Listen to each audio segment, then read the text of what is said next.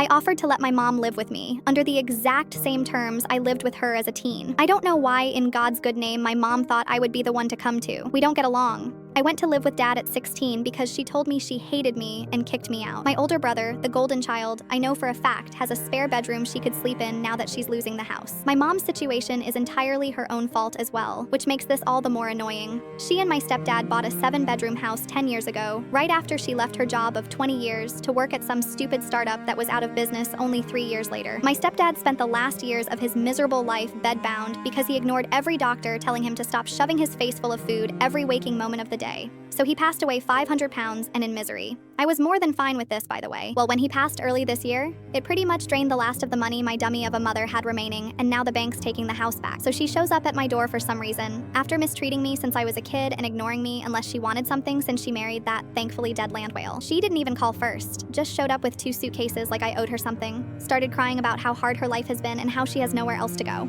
I asked her why she didn't go to my brother's place. She said he told her his wife wouldn't allow it. Funny how the golden child gets to say no without being guilted. But here she was on my doorstep expecting me to fix her mess.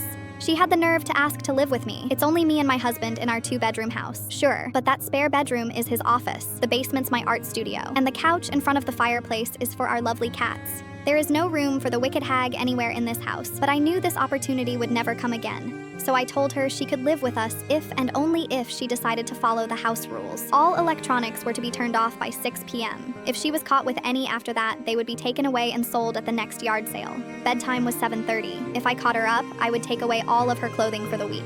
She may only shower for 5 minutes once every 3 days. All chores must be done the moment she wakes up. If I roll out of bed and they are not, she will not be getting meals for the day. She must make sure she is alert at all times. If I and hubby need something done, it is to be done at that moment, or else she will lose her bedding privileges for the night. She will be in charge of cooking 1 meal each day, but I choose. If it is not made to my liking, she will not be allowed to join us, and instead will eat the cheapest frozen meal available. I will be reading all her mail, text messages, and emails. I will give her the ones I deem acceptable communication under my roof. Her car will be my own personal travel car. She will also drive me wherever I want. She will still have to pay for gas.